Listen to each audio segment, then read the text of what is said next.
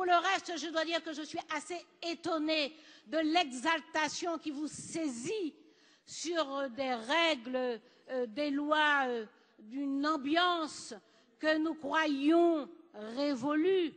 J'ai l'impression que vous faites revenir avec une espèce de vénération sur les lois naturelles, une espèce de fascination sur les lois naturelles. Vous revenez à l'époque de Lamarck, avec l'évolutionnisme et les lois naturelles. Vous revenez à l'époque de Mendel, avec les fameuses lois de Mendel. Voilà, il y a une fascination sur le naturel, sur le biologique, sur le génétique. Mais il y a longtemps qu'on n'avait pas entendu ça.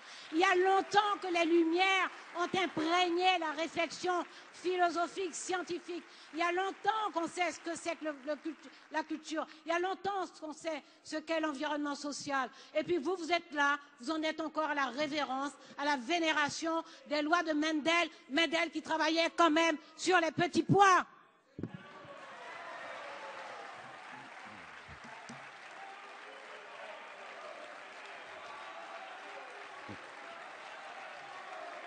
Alors,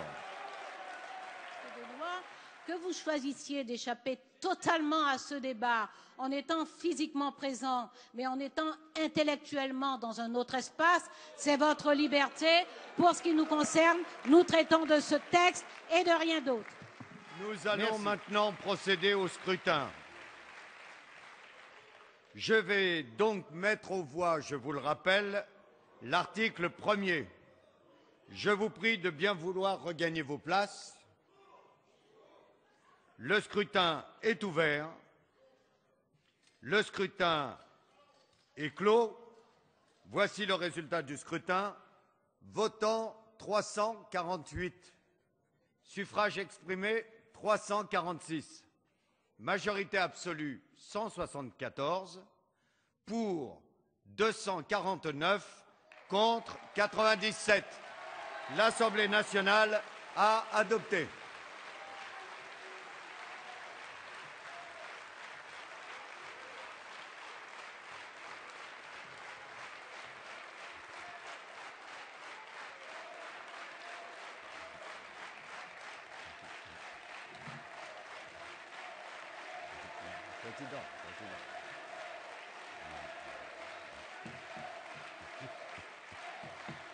S'il vous plaît, s'il vous plaît, s'il vous plaît.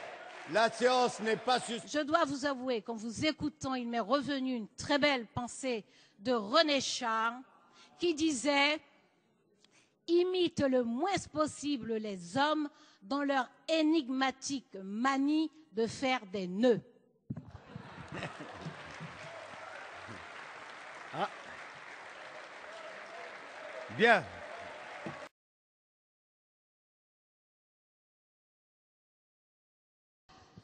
Non pas sur le fond, Madame la ministre Buffet, Monsieur le député Coronado, mais pour les raisons que nous avons indiquées tout à l'heure, nous sommes sur ce texte-là pour l'instant et vos amendements concernent un autre texte. Voilà.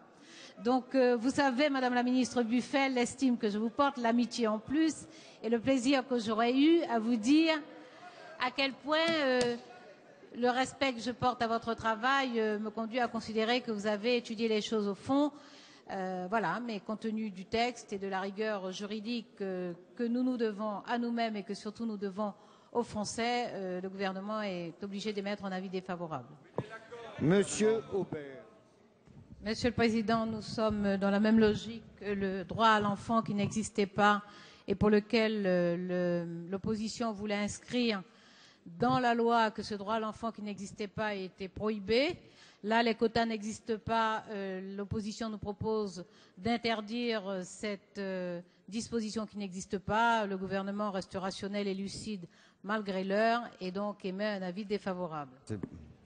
Merci.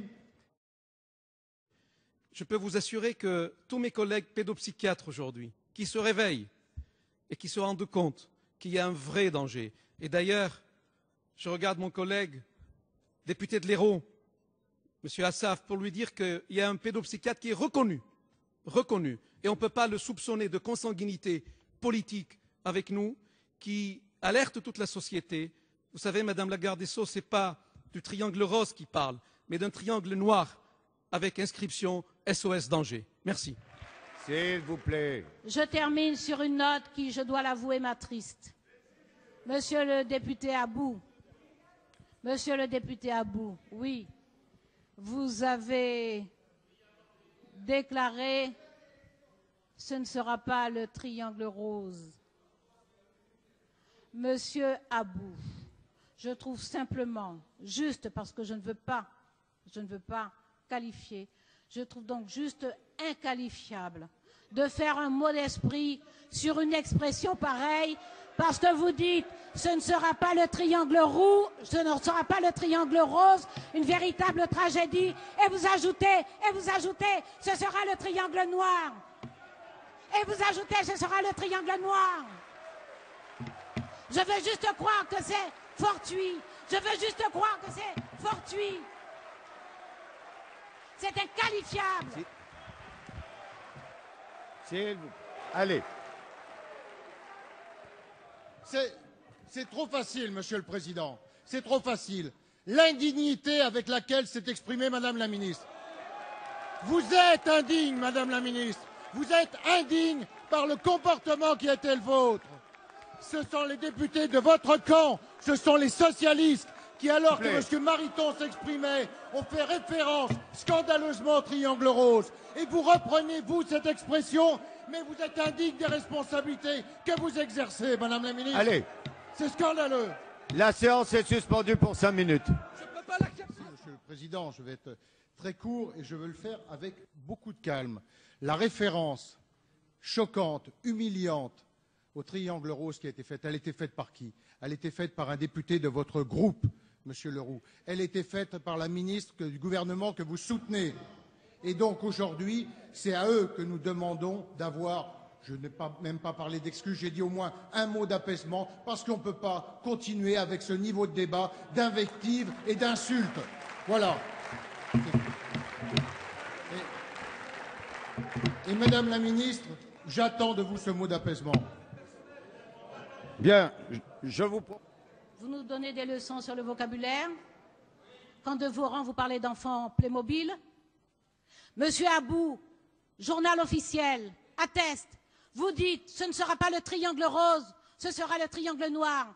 Et c'est de moi que vous voulez des propos d'apaisement? C'est une alerte pour vous dire, que vous ne pouvez pas tout vous permettre dans cet hémicycle. Vous ne pouvez pas tout vous permettre dans cet hémicycle. Allez. Bon, s'il vous plaît. S'il vous plaît. Manifestement, une conception de la famille extrêmement militante, extrêmement conflictuelle. Je vous assure que dans les familles normales, dans les familles hétérosexuelles, cela ne se passe pas comme ça. Cela ne se passe pas comme ça. Il y a un consensus qui n'empêche pas les conflits. Vous comprenez bien que cela fait partie de mon raisonnement par l'absurde et que je le retirerai si on me le demande. Bien. Alors...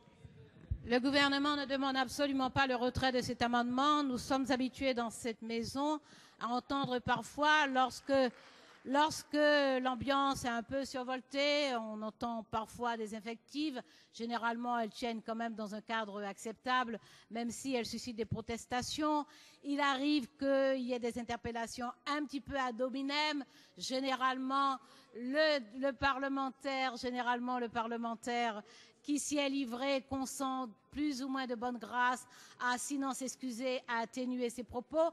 Mais j'avoue que d'expérience de parlementaire ou de ministre, je n'avais jamais vu l'expression d'une telle irrévérence à l'égard de la loi. Jamais.